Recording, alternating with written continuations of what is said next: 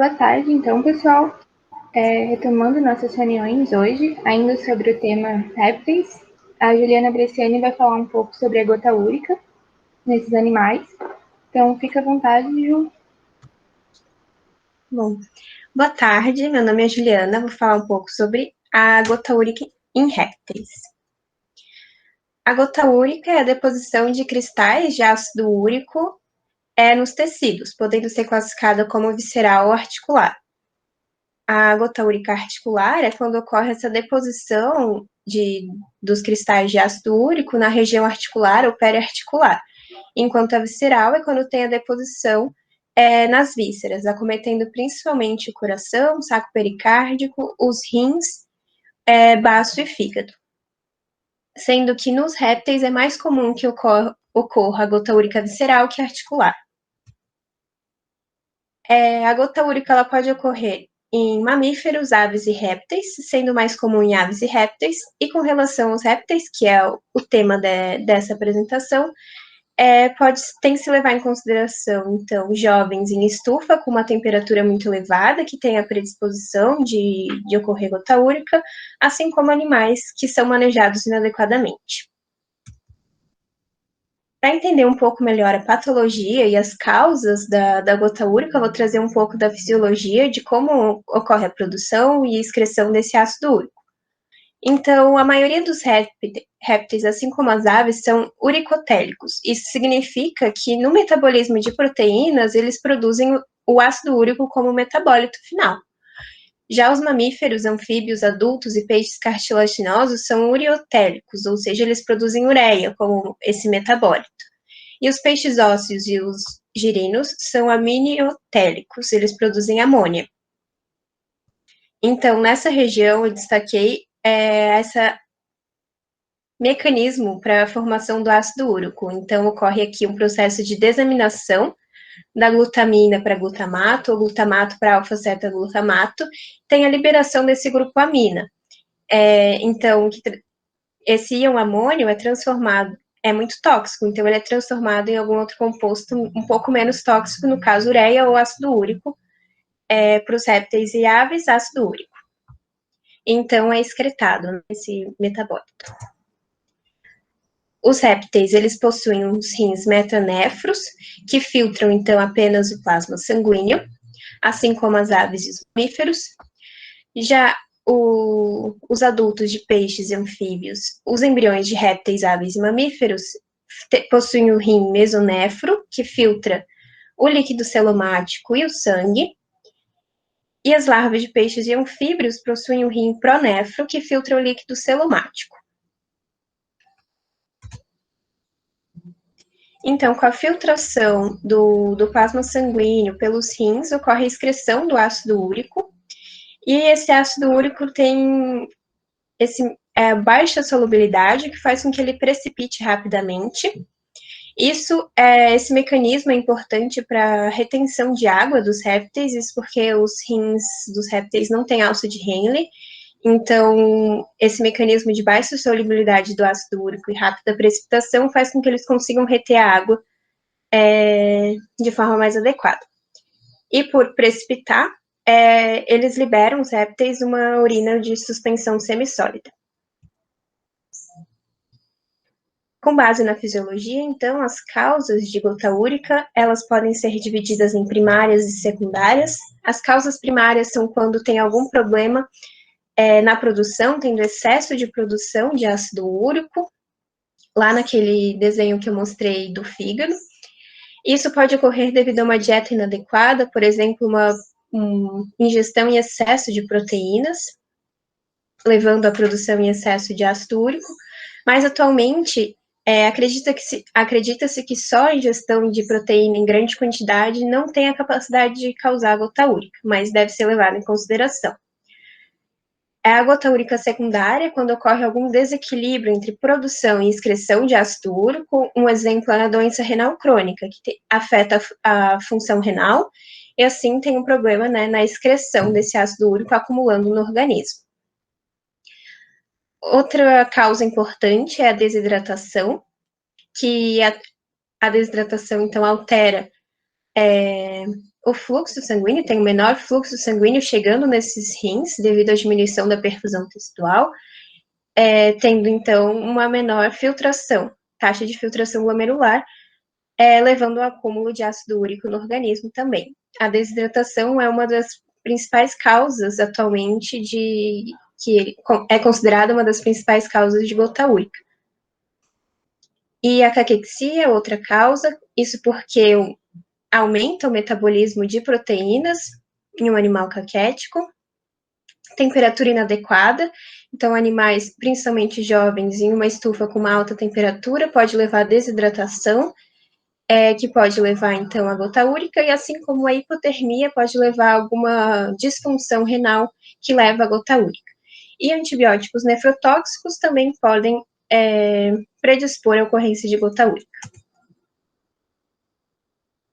Entre os sinais clínicos, então, os répteis com gota úrica podem se apresentar assintomáticos, sem sinais clínicos, assim como podem apresentar apatia, anorexia, emagrecimento, aumento de volume articular, no caso de gota úrica articular, junto com dificuldade de locomoção. Na anamnese, é importante perguntar para o proprietário sobre a dieta, a disponibilidade de água, se tem água fresca, limpa, a temperatura e umidade desse ambiente. Depois disso, segue-se para a inspeção do recinto, se possível, analisando como que está essa temperatura, umidade, e depois inspeção do animal, avaliando se tem algum aumento de volume, região articular, e se tem algum sinal clínico, característico de gota úrica. E depois os exames complementares para confirmação do diagnóstico. O diagnóstico de gota úrica ele é um pouco difícil em vivo, em répteis, deve-se aliar o histórico com o exame clínico e exames complementares. Entre os exames complementares está a concentração sérica de ácido úrico, então ocorre uma hiperuricemia, ao aumento da concentração desse ácido úrico na corrente sanguínea. Entretanto, é importante destacar que nem todos os animais com hiperuricemia vão ter gota úrica e nem todos os animais que têm gota úrica apresentam hiperuricemia. Então, apenas levar em consideração esse aspecto não é o suficiente para fechar o diagnóstico. Também pode ser utilizado radiografia para avaliar se tem alguma lesão periarticular ou se tem algum cálculo renal, por exemplo, que pode estar afetando a função renal e causando a gota úrica. Então, nessa imagem é uma radiografia de uma tartaruga que teve diagnóstico de gota úrica e associado a uma infecção bacteriana secundária. Além disso, pode ser feito aspiração por agulha fina da região acometida, do órgão acometido, para fazer histopatologia e assim analisar e fechar o diagnóstico. No caso de morte do animal, pode ser feita a necrópsia e na macroscopia vai ser visto na gota úrica visceral, esses órgãos com aspecto branco, de um pó branco, aqui no jabuti, no coração, com esse pó branco, e aqui é numa ave, mas só para demonstrar o aspecto desse saco pericárdico no animal com gota úrica visceral. E aqui o rim de um camaleão, e aqui de uma serpente também com gota úrica visceral. No caso de gota úrica articular, apresenta o aumento de volume da região articular e ao corte da pele pode ter essa presença desse conteúdo esbranquiçado. Na microscopia, essa é a lâmina de um tofo gotoso no subcutâneo, é de um humano, se eu não me engano, porque eu não encontrei nada de répteis, mas aqui é visto a deposição dos cristais de urato. Na hora de fazer a lâmina, com a fixação com o formol, esses cristais acabam saindo, mas é possível ver onde eles estavam, que é essa região mais clara. Áreas inflamatórias também, com macrófagos, células gigantes, e áreas de fibrose. Uma microscopia, uma lâmina de cartilagem articular e osso subcondral também em humanos. Aqui tem o depósito de urato, a cartilagem articular e as reações inflamatórias aqui no osso subcondral.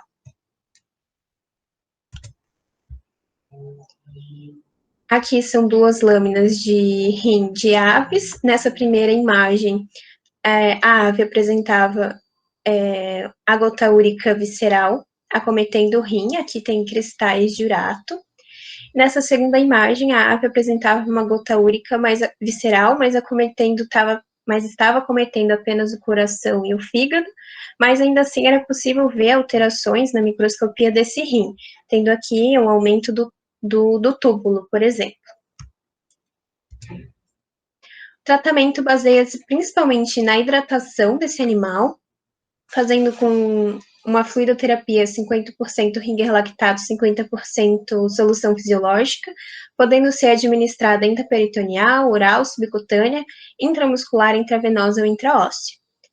Entre os fármacos que podem ser utilizados, tem os fármacos antiuricêmicos, como, por exemplo, o halopurinol. Esse tipo de fármaco, ele atua inibindo a síntese do ácido úrico, e a dose que eu encontrei para répteis do halopurinol é de 10 a 20 miligramas por quilo a cada 24 horas por via oral. E fármacos uricosúricos também podem ser utilizados. Esse tipo de fármaco, ele atua aumentando a excreção do ácido úrico nos rins. Um exemplo, eu não consegui encontrar um exemplo em répteis e nenhuma dose que possa ser utilizada. E no caso de dor, pode ser utilizado anti-inflamatórios não esteroidais nesses animais para evitar a dor crônica. A prevenção baseia-se em evitar superalimentação desses animais, hidratar bastante e fazer o uso discriminado de antibióticos nefrotóxicos. Então, se for utilizar algum antibiótico nefrotóxico, fazer associado uma fluidoterapia para tentar diminuir esses efeitos. O prognóstico é reservado a ruim, mas depende muito do tempo de diagnóstico, do tempo que demora para diagnosticar essa doença. Então, se for um diagnóstico rápido, esse animal ele pode ter uma melhora na qualidade de vida, mas apesar disso não vai ter cura, porque é uma doença que não tem como curar. Por isso, o prognóstico é de reservado a ruim. Bom, essas são as referências. Obrigada. Ju, parabéns, morrendo de orgulho, tá? Estava muito bem feita a sua apresentação, oratória perfeita, domínio do que você estava falando, cada vez mais orgulhosa da tua formação, tá? Eu vou esperar um pouquinho ver se tem dúvidas dos colegas. Eu fiz algumas anotações aqui que eu fui fazendo links até com as coisas que o pessoal do primeiro ano estudou. Pessoal, alguém tem alguma dúvida sobre tudo que a Juliana falou?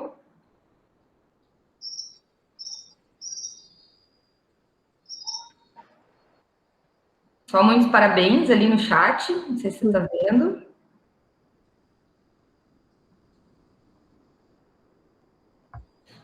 Vou começar então, né? Eu acho que o pessoal deve estar refletindo aí sobre esse monte de informação. Muitas das perguntas que eu ia escrevendo aqui, você ia respondendo, então, né, não sobrou muita coisa.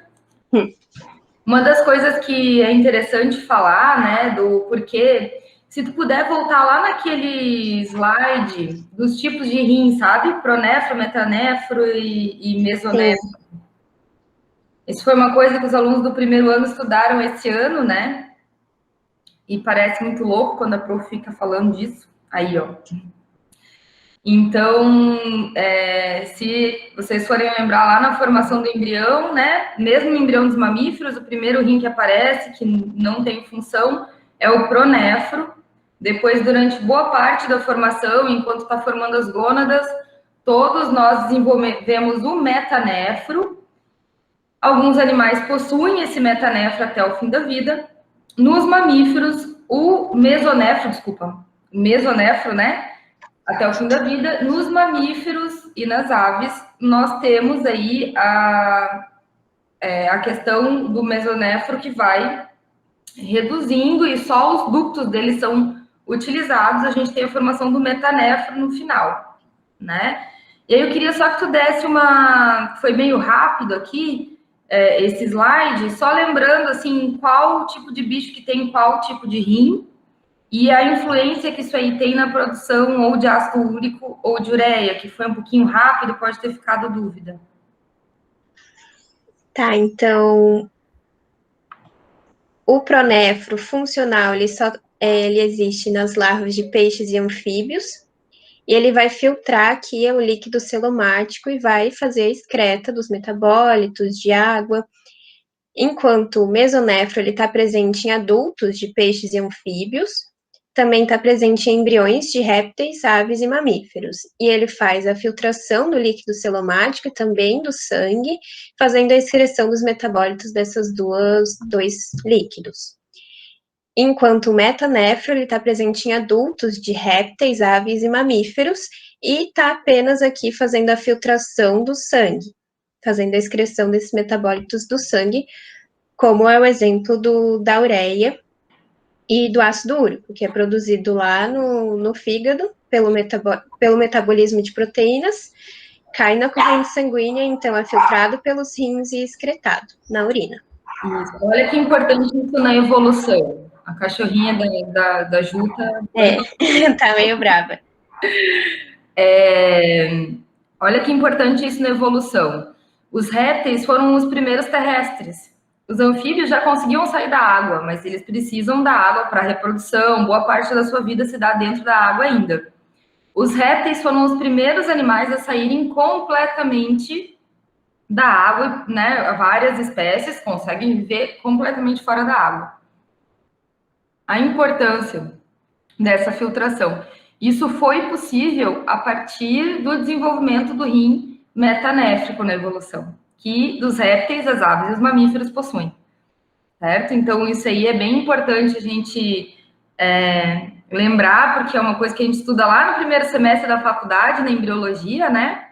E para quem trabalha com esses animais um pouco diferentes, assim, que não são só os mamíferos, é importante a gente lembrar disso aí, né? E aí a questão da gente ter o animal, ou eu acho que é o próximo slide, urocotélico, passa aí, Ju. Aí, ó, uricotélico, a maioria dos répteis e aves, então eles produzem o ácido úrico no metabolismo de proteína, né? E os uriotélicos, que são os mamíferos, anfíbios e peixes cartilaginosos que produzem ureia. E isso tem a ver com a disponibilidade ou não de água, certo? Se puder repetir isso aí. E tem os amiotélicos também, né? Se a gente puder dar mais uma ênfase aí nessa parte que tu falou, por que cada um, ou vai lá ureia ácido úrico, né? O que acontece aí? Só para a gente relembrar. Bom, aqui durante o metabolismo de proteínas ocorre esse processo de desaminação, então glutamina em glutamato, glutamato em alfa-cetaglutamato, e daí esses grupos eles perdem um grupo amina, formam esse íon amônio. No caso dos amiotélicos, eles ocorre a excreção de amônia, esse íon amônio transformado em amônia e é excretado nessa forma. Os uriotélicos... O amônio, ele é mais solúvel em água ou menos solúvel em água? Não me lembro. Então, não, é esse link que eu quero fazer, né? Porque os amiotélicos, eles eliminam direto a amônia. E esses animais, ó, peixes ósseos, anfíbios, eles vivem na água, né? E o amônio, ele é bem solúvel na água. A amônia é solúvel na água, então ele elimina e aquilo vai diluir na água. Beleza? Então, quando a gente vai já para os animais uriotélicos, os uriotélicos, eles eliminam o quê? Ureia. Ureia. A ureia é solúvel na água? Não sei. Não? Como é que é a ureia? Provavelmente sim. Ainda é solúvel na água, né? Então, elimina ali. E os uricotélicos? Ácido úrico, que daí não tem baixa solubilidade. Exatamente. Daí a gente tem uma urina mais sólida, inclusive, né? Então, quando uma ave ou um réptil faz xixi, não sei se vocês, o resto do pessoal aí já viu xixi de passarinho, né? Quem tá no primeiro ano ainda não teve isso. Como é que é o xixi de passarinho, Juliana? Um pouco mais sólido, assim, tem uma parte branca e líquida, mas Isso. não muito líquida. É um líquidozinho e aí por cima tem um branco, assim, né? É. Isso é o xixi do passarinho. E aí as fezes geralmente são mais formadinhas, assim. Então, o xixi do passarinho, ele tem uma parte sólida. E dos répteis também, né? Então, isso acontece para guardar um pouco de água. Então, foi uma adaptação ali, né? Da disponibilidade de água que cada animal tem, né?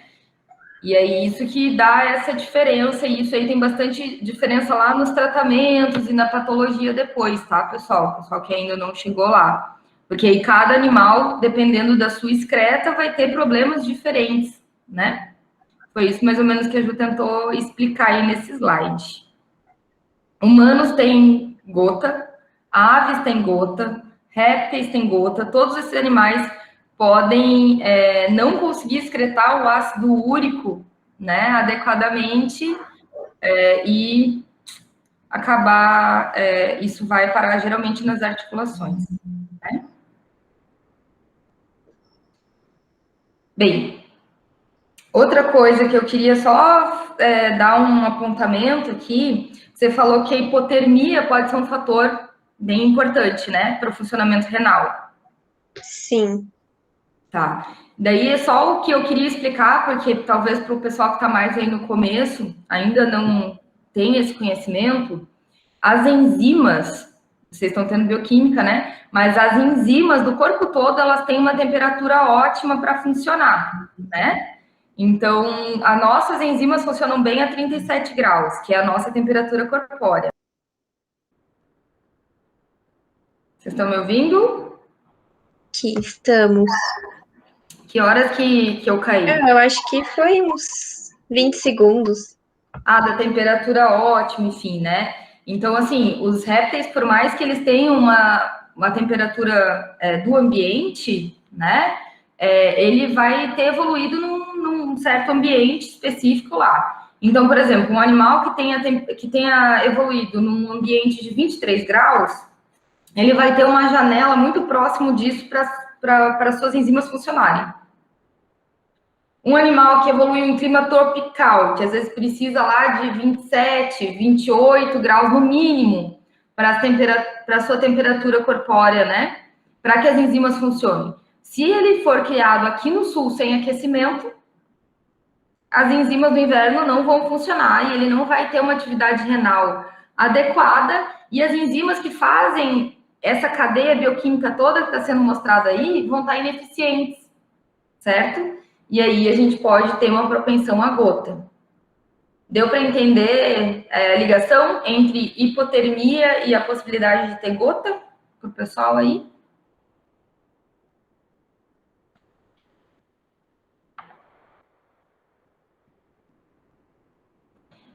A Mariana perguntou: um animal com gota diagnosticado precocemente pode ter sua expectativa de vida longa se for acompanhado periodicamente?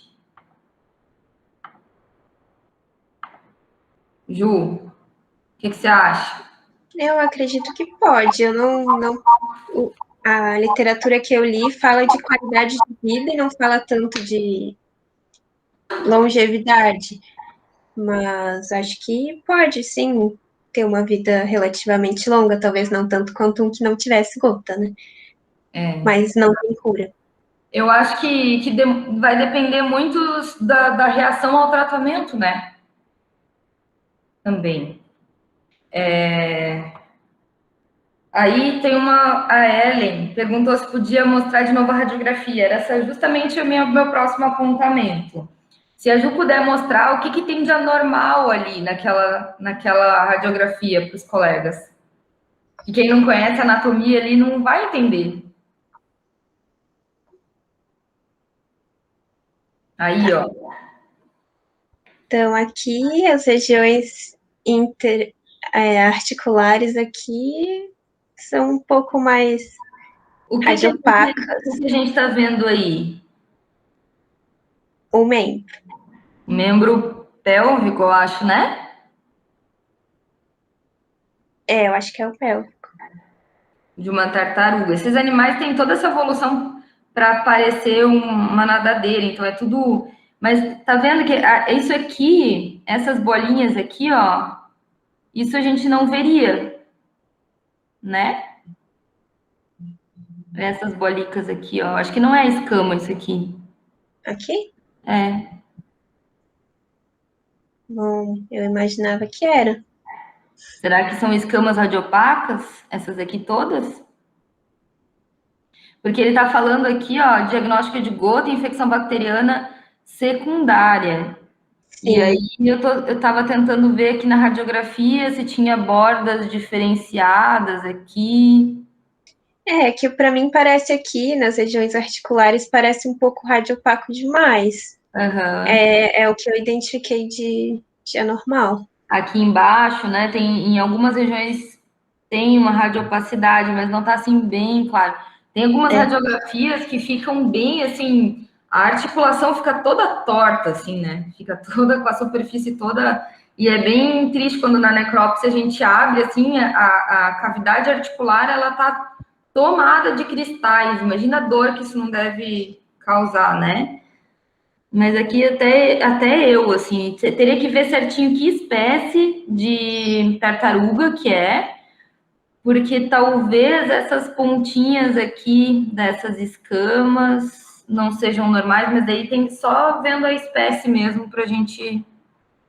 Depois, Justo, puder dar uma olhada lá nesse livro que tu usou aqui no Cheat Raftery. Que livro será que talvez tenha uma explicação? Eu acho que lá falava espécie, mas eu não me lembro.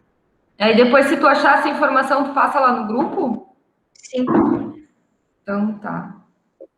Tá difícil de ver, Mariana. A Mariana perguntou se a articulação tá inflamada no raio-x. Na imagem aqui, do jeito que eu tô vendo, tá um pouquinho difícil da gente identificar alguma coisa. Tá? Talvez a luz também não esteja me ajudando. Eu não encontrei. Essa foi a única imagem de radiografia que eu encontrei. Ai, é complicado mesmo, né? Tem uma revista de medicina de clínica de animais exóticos, que eu vou tentar achar o link dela. Esses dias eu passei ela para a Isabelle, inclusive, para o TC dela. Eu vou achar o link dessa revista e vou passar para vocês, porque é de uma associação americana de clínicos, e daí tem muito caso clínico que eles publicam. E aí tem muitas dessas radiografias interessantes e tal. Eu vou procurar ali e mando no grupo para vocês, tá? A Isa, eu acho que não tá aí, a Isabelle. Deixa eu ver.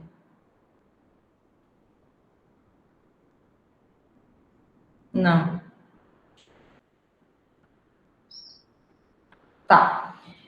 A outra coisa que eu ia falar é essa coisa da fluidoterapia, né, Juliana? Que assim, tu faz a fluidoterapia de soro ou fisiológico com Higger lactato em qualquer lugar do bicho, né? Sim.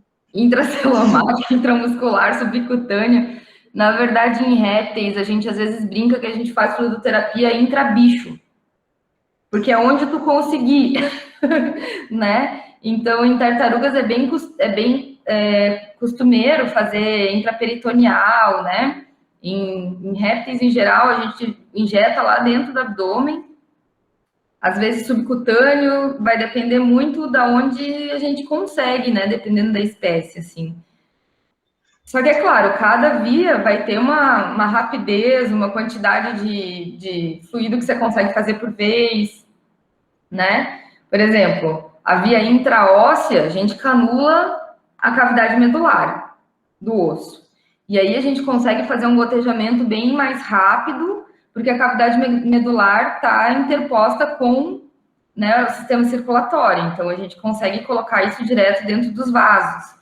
Se a gente for fazer subcutâneo, a gente consegue fazer em bolos, quer dizer, faz o cálculo lá mais ou menos de quantos ml você vai dar de uma vez e injeta bolas de soro, né, de fluido em várias partes do corpo do animal. Se a gente vai fazer intraperitoneal, também tem uma quantidade que é possível fazer isso, né, porque o peritônio absorve esse fluido. Sempre tomando cuidado, gente, que se a gente for fazer intraperitoneal, esse fluido tem que estar aquecido na temperatura correta, né? Não tirar o soro direto da geladeira e tacar dentro do animal, que a gente vai causar uma hipotermia. Então, no caso de répteis, tem que estar no mínimo a temperatura ambiente, né? Senão um pouquinho mais aquecido. Então, tem tudo isso que na clínica depois vocês vão aprender, tá?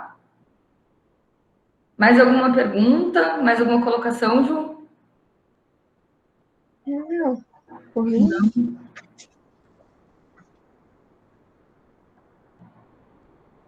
Pessoal, mais alguma pergunta?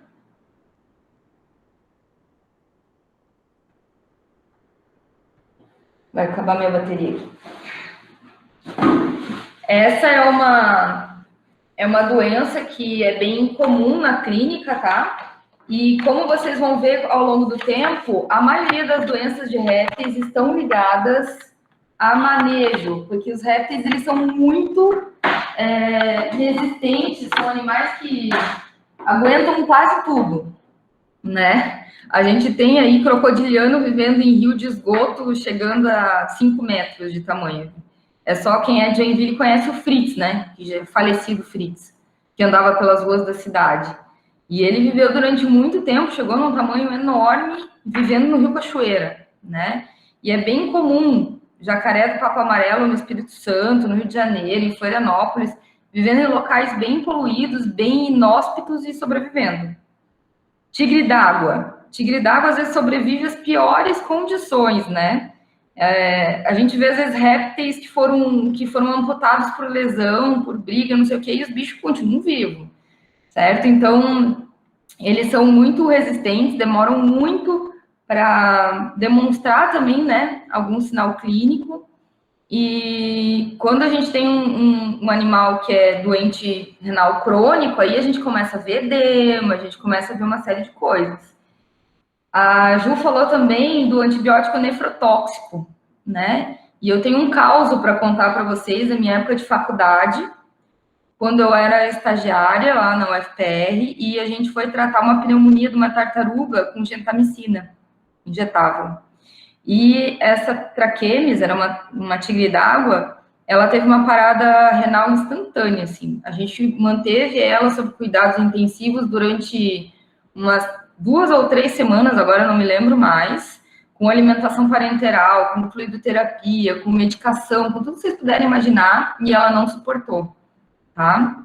Tem a questão né, do sistema porta-renal também, então se a gente vai usar antibiótico, principalmente se for nefrotóxico, a gente não utiliza os membros pélvicos, porque o sangue dos membros pélvicos passa primeiro no rim antes de ir para o resto da circulação, então isso é importante também da gente lembrar, né? Porque aí um animal que tenha uma doença renal por toxemia de algum antibiótico, como a gentamicina, por exemplo, ele vai tender, se ele sobreviver, né, a ter aí gota depois, tá? As minhas colocações estão encerradas. Mais alguma?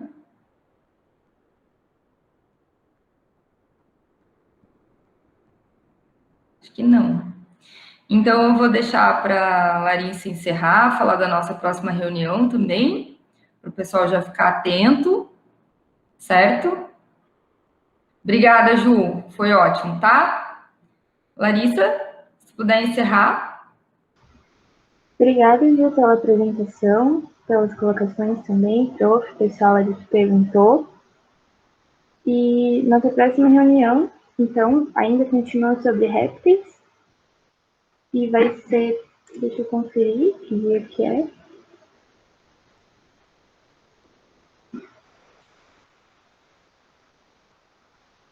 No dia 12, que vai ser sobre as doenças do respiratório mesmo, que foi comentado aqui. Então, até logo, pessoal.